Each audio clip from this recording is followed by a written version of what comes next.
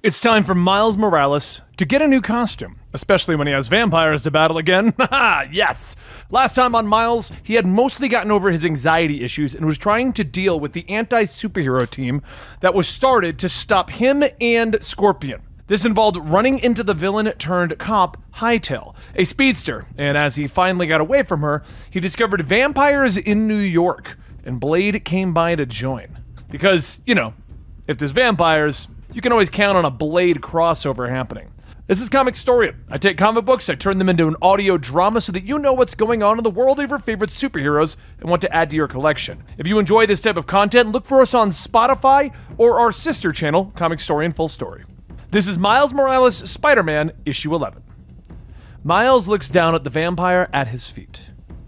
Is that a vampire? Because Blade only shows up when they're vampires, he says as he looks at Bree and Blade. Damn, Dad, he's kind of got you pegged, Bree says with a laugh.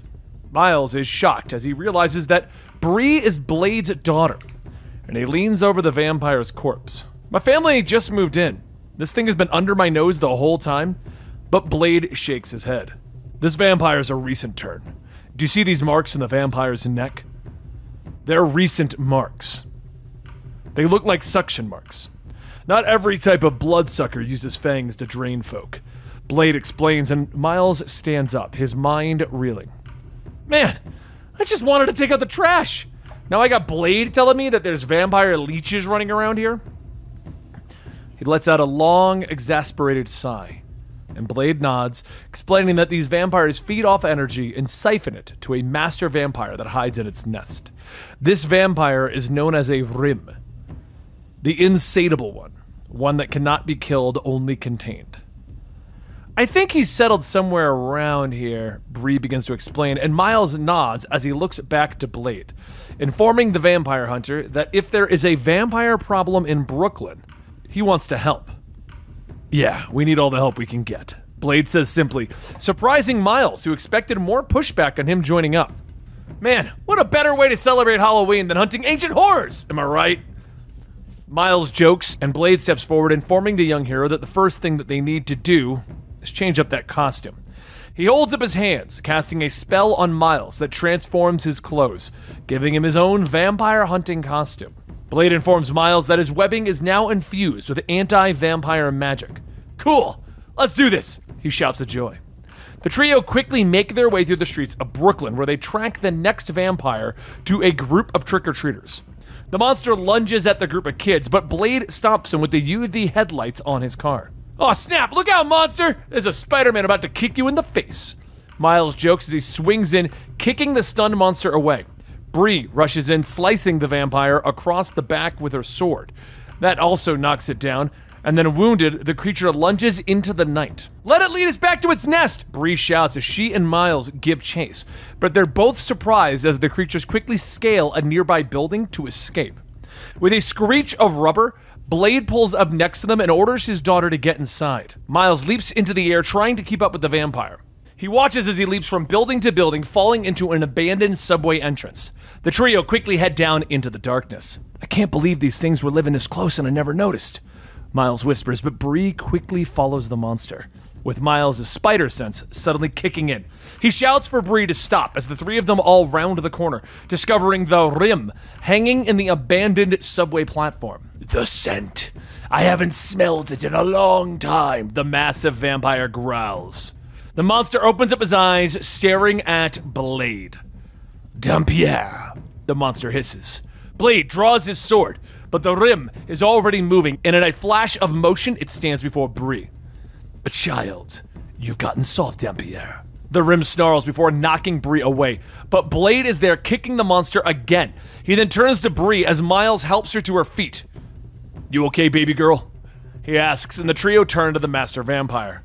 We could beat this guy, right? And Rim smiles at them. Be wary, vampire hunter, for the night is still young. There is much blood yet to be spilled. Meanwhile, on the streets above, Hightail is moving through the streets at super speed, leaving behind a trail of light as she hunts for Miles, swearing to get her revenge on the young hero. But she stops as she nears the abandoned subway, finding leftover strands from Miles' webbing. Back on the subway platform, the trio of vampire hunters are battling against the minions.